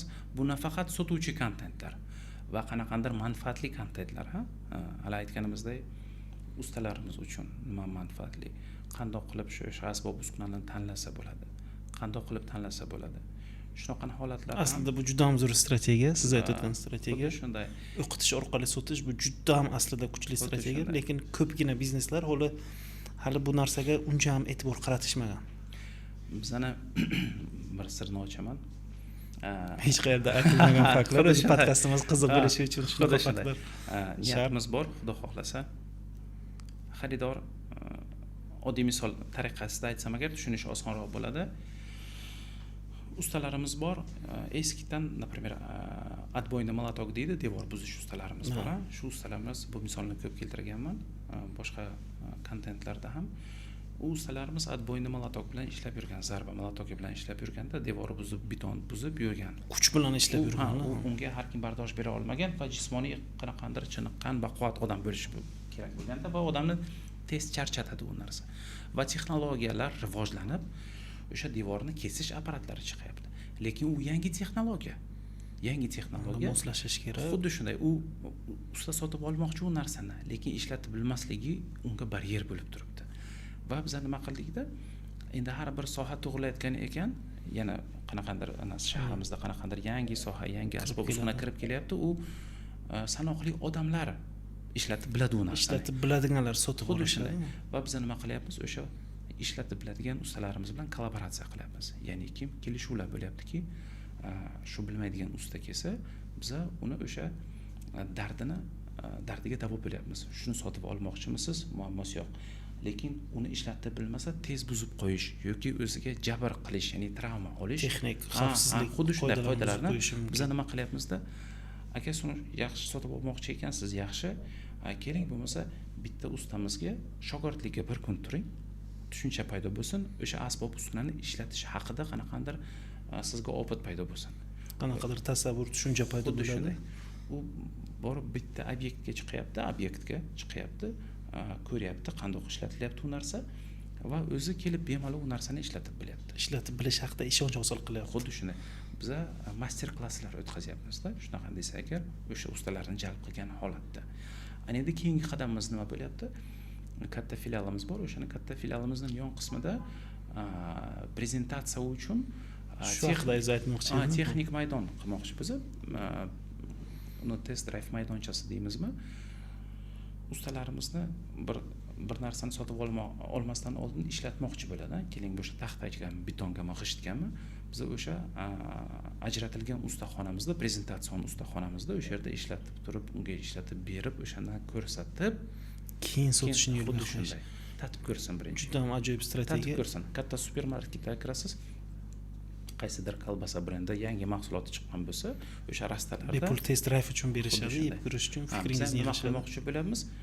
Shu xaridorimizni, ustamizni oldiga yana yaqinroq bo'lyapmiz-da. O'shani ehtiyojlarini qondirish maqsadida. Nima ehtiyoj bilan kelyapti? Albatta, qarangda, brend sifatida shakllanar ekansiz.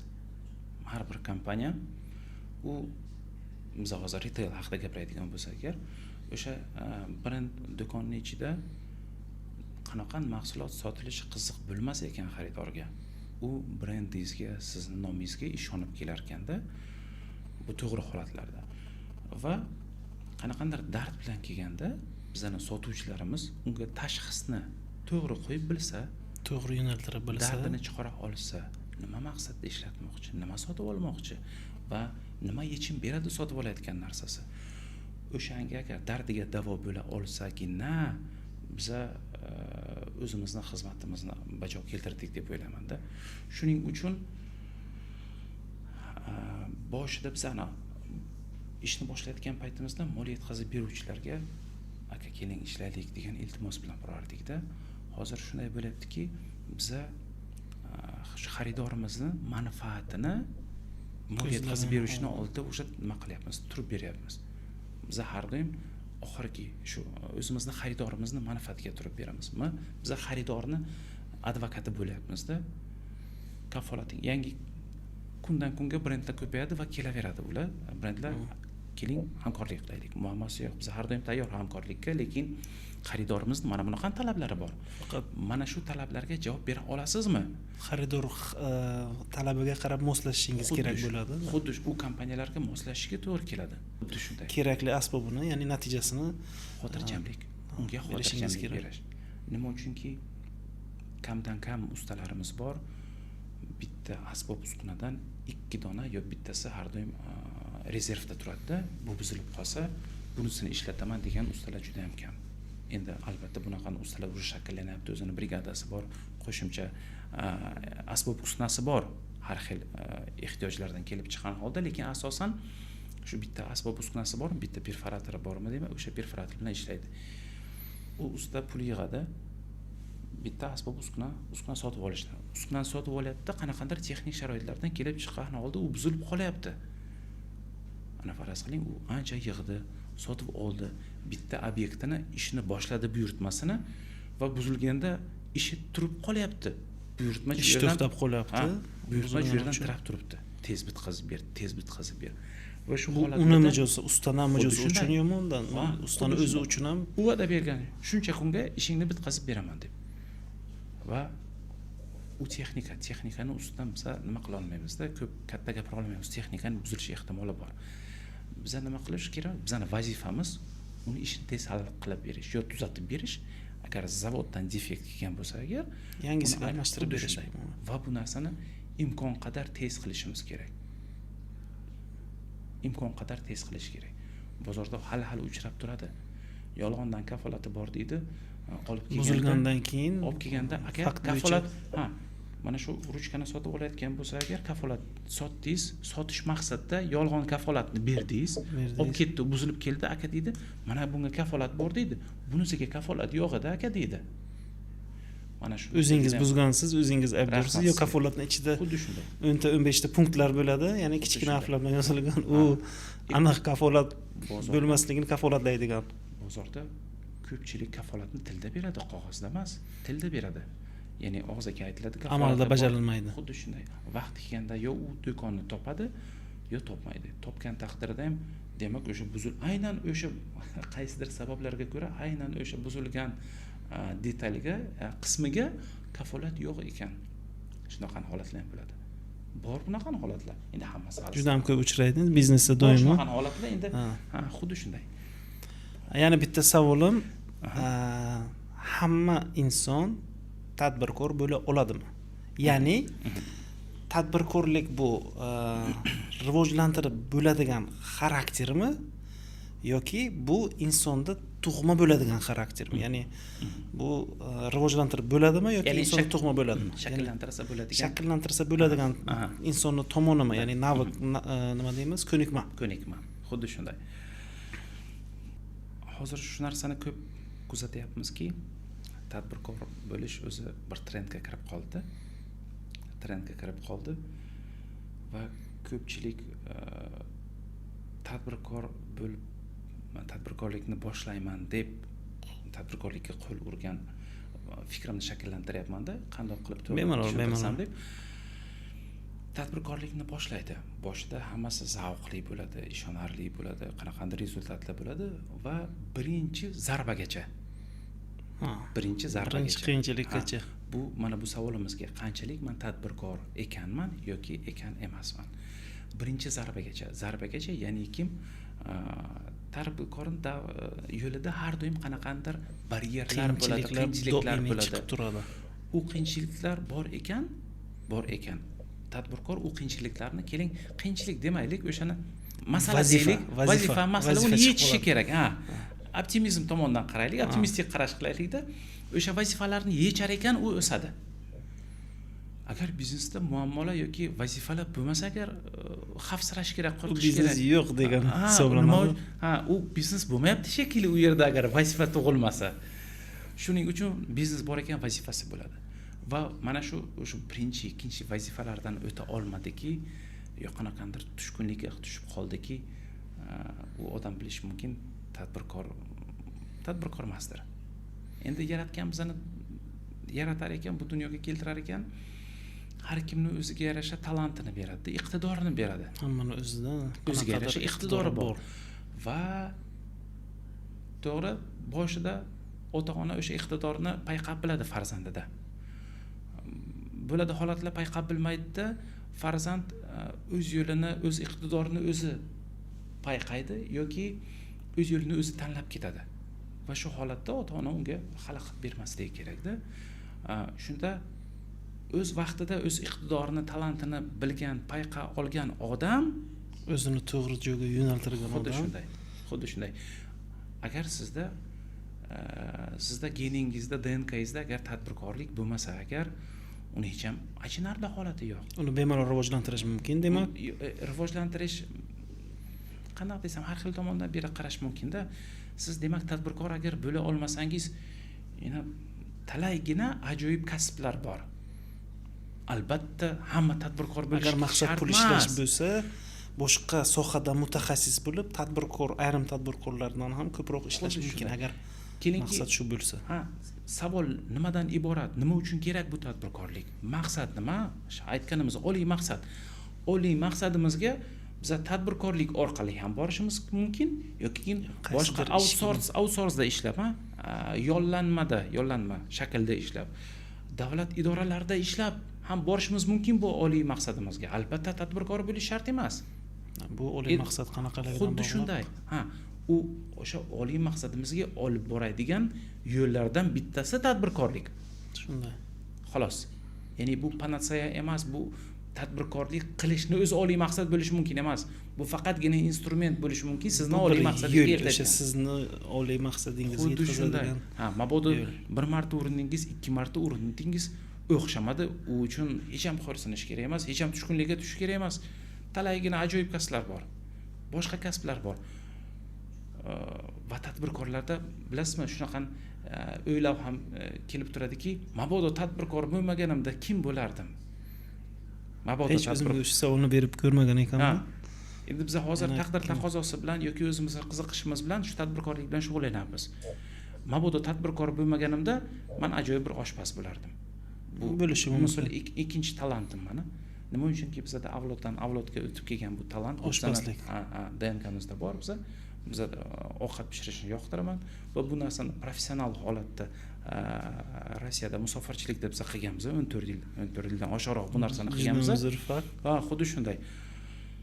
Erkak kishi o'zbekchilikda o'zi asli pishirib bilishi kerak. Xuddi shunday. Urf-odatlarimiz bo'yicha bizning erkaklar juda ham ajoyib taomlar pishirishgan, lekin qiziqishlari ham demak bo'lgan pishirishga.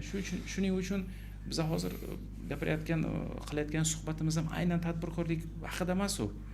Umuman qandoq qilib hozirgi bo'layotgan chaqiruvlarga qanaqandir turib berish tadbirkor misolida. Va bunaqa chaqiruvlar nafaqat tadbirkorlikda bor, barcha sohalarda bo'ladi. Xuddi shunday. Barcha sohalarda bo'ladi. Ijodkorona soha deysizmi, ishlab chiqarish sohasi deysizmi? O'sha kelinki davlat idoralarida ham chaqiruvlar bo'ladi.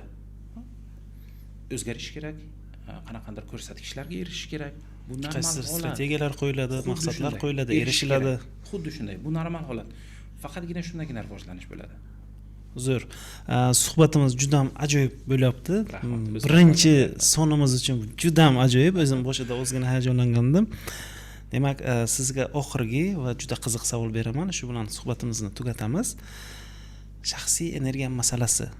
Energiya menejment, ya'ni inson kompaniya qurib, uni rivojlantirish uchun doimiy energiyaga to'la bo'lish kerak. Ya'ni energiyasini birinchidan to'la bo'lishi uchun to'g'ri taqsimlash kerak, tushunishim bo'yicha. Va siz buni qanday uddalaysiz? Sizga savollar. Energiyani qayerdan olasiz?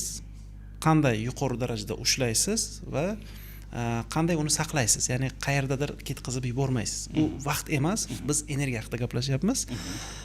Qay darajada shuni saqlash kerak? Ya'ni bu yerda men bir martada 3 ta savol berdim, chalg'itib qo'ygan bo'lsam uzr. Demak, savollarim: qanday qilib energiyani yuqori darajada ushlash, qanday qilib boshqalarga energiyangizni olib qo'ymaslikdan saqlash va qayerdan buncha energiyani olish? Keling bo'lmasa qism. Energiya menejmenti haqida aytib bersangiz ham bo'ladi. Ya'ni bunday deyish mumkinki, ilhom qanday, qayerdan ilhom? Shaxsiy energiya, masalan, qaysidir oldinga borish uchun insonda qanaqadir duh deymizmi, shunga o'xshash narsa energiya. Xuddi shunday. Boshida biznesni boshlagan vaqtimizda, tadbirkorlikni boshlagan vaqtimizda oila a'zolarimizdan ilhomlantirish energiya juda kuchli bo'lgan. Ota-onamizdan, turmush o'rtog'imizdan kuchli energiya olganmiz. Ularni ishonchi, albatta sen bilasan, uddasidan chiqasan, senda ishonchim yuqori, ishonchim komil, seni qo'lingdan keladi degan mana shu daldalari bizani shu davrgacha olib keldi. Juda ham kuchli motivatsiyalardan biri oilaviy o'sha ishonch bo'lishi. Ana endi biz oxirgi yillarda bildikki, odamning oliy maqsadi bu energiya jamlanmasi ekan. Buni boshida biz bilmasdik. Biz bilmagan holda qilgan bu narsani. Intuitiv holatda bajargan. Lekin oxirgi yillarda bildik oliy maqsad bor ekan. Biz bu uchun energiyani saqlash kerak, to'g'ri ishlatish kerak. Ana endi ko'p tadbirkorlarimizni ko'ramiz. Bir nechta bizneslarni qilib qo'yganlar, bir nechta yo'nalishda. Bitta biznesni kengayish emas, bir nechta yo'nalishlar, turli xil bizneslar bilan shug'ullanadilar va bu albatta rasfokusga olib kelyapti. Bu energiyaning tarqalishiga olib kelyapti. Ya'ni e'tibor, fokus tarqalishi va energiya ham shunga qarab tarqaladi. Ikkita quyonni orqasidan yugurib bo'lmaydi deganlarday ko'nglingizda halovat bo'lmas ekan. Ko'nglingizda halovat bo'lmas ekan va fikringizni jamlab bilmaysiz. Uyda o'tirsangiz, xayolingiz uyda bo'lmaydi. Ishda bo'lsangiz, xayolingiz ishda bo'lmaydi. Xuddi shunga o'xshagan bu bitta qismi. Ikkinchi qismi rus tilida единомышленникlar deydi, o'zimizga o'xshagan hamfikrlar, rahmat sizga. O'zimizga o'xshagan hamfikrlar, o'zimizga o'xshagan oliy maqsadini payqab bilgan insonlar davrasida o'tirish ilhomlantiradi. Ya'ni energiya beradi, to'ldirish yo'llari energiya beradi, ilhomlanasiz o'shandan. Va albatta qanaqandir energiyada, ya'ni oliy maqsadda peripadlar bo'ladi. Egri peripadlar bo'ladi. Doim yo'l to'g'ri bo'lmaydi. Biz har doim ham qanaqandir ilhomlanib yurmaymiz. Bo'ladi, tushkunlikka tushgan biz ham oddiy odamlarga o'xshagan oddiy insonmiz va bu narsaga uchraymiz. Energiyaning tushishi, ilhomning tushishi, shijoatning bo'lmasligi. Nima qilasiz? Oddiy misol, kelinki agar odam taqvodor bo'lsa, o'zi namozlarni vaqtida o'qib, kelinki yoki do'stlar davrasini, o'zining hamfikrlar davrasida yoki oila davrasida. O'tgan yili nabirali bo'lgandik. Men nabiram bilan uyga kelganda o'ylasam, bobo deb hech tasavvur qilmagandim. Yosh, juda ham yosh ko'rinasiz. Rasmiy jihatda bobo degan unvon bor, lekin o'zimizni bobo sifatida hali his qilmaymiz. His qilmaymiz. Shu uyga kelganda nabiram bilan o'ynasam, energiyaga to'laman. Nima uchun yashayotganingizni bilasiz. Nima uchun yashayotganingizni. Xuddi shunday. Yoki ota-onamiz bilan suhbatda bo'lganda, ota-onangizdan shu yoshligingiz haqida bir so'raganingizda, yoshligim qandoq o'tgan, yoshligimda nimalar bo'lib o'tgan deganda, shuni eshitsangiz, o'shandan rohatlanasiz. O'shadan ilhomlanasiz va farzandlaringiz, turmush o'rtog'ingiz bilan ularni поддержкасы deymizmi, qo'llab-quvvatlashi juda ham katta ilhom bag'ishlaydi. Va yana bir qismi borki, sizni qilayotgan ishingiz, tadbirkorlik sohasida qilayotgan ishingiz kimga manfaat, shu xaridorlaringizga manfaat keltirayotgan ekan, bu degani siz har doim frontda deymizmi, jang maydonida yursangiz, shu xaridorlaringiz bir kishi sizni doim qo'llab-quvvatlasa, fikrni har doim bilsangiz, nima bo'lyapti? Shu xarid qilgan narsangizdan manfaat topdingizmi? Shu manfaat topganlarni fikrini, ijobiy fikrini eshitsangiz, bu narsa ham ilhomlantiradi, juda energiya beradi. Va yana bitta usuli hobbi deymizmi? O'zingizni hobbingiz odam qalbiga yaqin bo'lgan, xuddi shunday. ya'ni pul keltirmaydigan ishlarni bajarishi o'zi hobbi deyiladi. Xuddi shunday. O'zi endi shunaqa tushuncha borki, inson o'zini yaxshi ko'radigan ishi bilan shug'ullansa-yu, o'sha ishini tadbirkorlikka aylantirsa, bu juda ham ajoyib hobbisini, ya'ni tadbirkorlik degan narsani bilmaydi. Lekin har doim ham bunday bo'lmaydi. Odamni resurslari cheklangan va albatta qanaqandir energiyaning tushish holatlari bo'ladi. Shunaqa yo'llar bilan ko'tarsa bo'ladi albatta. Hobbi bo'ladi. Men misol dam olish kunlari bir oila a'zolarimga, oila yaqinlarimga bir narsani pishirib berish bilan zavqlanaman. Miyani chalg'itish. Inson qilib yurmagan ishini bajarsa, miya anchagina chalg'iydi. Va yana bitta misol keltirish mumkin, sport bilan shug'ullanish kerak. Nima uchunki tadbirkorlik istasangiz, istamasangiz stress holatlari bilan bog'liq faoliyat bu. Bu stress va faoliyat desak ham bo'ladi va albatta stress gormoni kortizol eshitganmiz. Sport buni juda ham yaxshi yengadi. Kortizolni расщеплять qiladigan, yeli titaydigan usul bu sport. Faqat jismoniy og'irlik, nagruzka deymiz. Jismoniy nagruzka, sport bilan shug'ullanish har kun emas, keling haftada 3 haftada 4 marta sport bilan ko'p narsaga yechim topsa bo'ladi. Sog'lik tomondan, ham ma'naviy tomondan, ham jismoniy tomondan ko'p narsani yechsa bo'ladi. Ya'ni Elon Muskdan bir iqtibos bor edi. Elon Musk aytgan, bir kunda 1 soat sport bilan shug'ullanishing sizga, ya'ni 6 soat qo'shimcha yana energiyani beradi. U stressni yo'qotishdan tashqari yana energiya berar ekan. Shu sababdan Elon Musk deydiki, bu juda zo'r investitsiya. 1 soatni 6 soat kuchga almashtirish. Ya'ni sport bilan shug'ullanadigan odamlar yana ko'proq ishlashga moyil bo'lishadi, tez charchashmaydi. Shunday. Ya'ni energiyani yuqori darajada ushlash uchun. Va yana hozir esimga tushdi, uyquni normallashtirish. Endi albatta har kimning fiziologik xususiyatlari bor. Kimdir 5 soat yotib uyquga to'yishi mumkin, 8 soat, kimdir 10 soat. O'shandan kelib chiqqan holda u uyquni vaqtida olmasangiz agar, endi o'z normasida olmasangiz, albatta o'sha effektivность tushadi. Anchaga tushadi. Tushadi. Bill Clintonning bitta nimasi borki, fikri bor. Shu eng mantiqsiz qabul qilgan qarorlarimni uyqudan to'ymagan vaqtimda qabul qilganman degan fikri borda. Bir eng xato qarorlar. Bema'ni deydi endi. Biz xato deymizmi, bema'ni deymizmi, noto'g'ri deymizmi? Maqsad uyqusizlikdan vaqtlarda qabul qilganman deydi. Uyqusizlik holatlari bo'lgan davrda.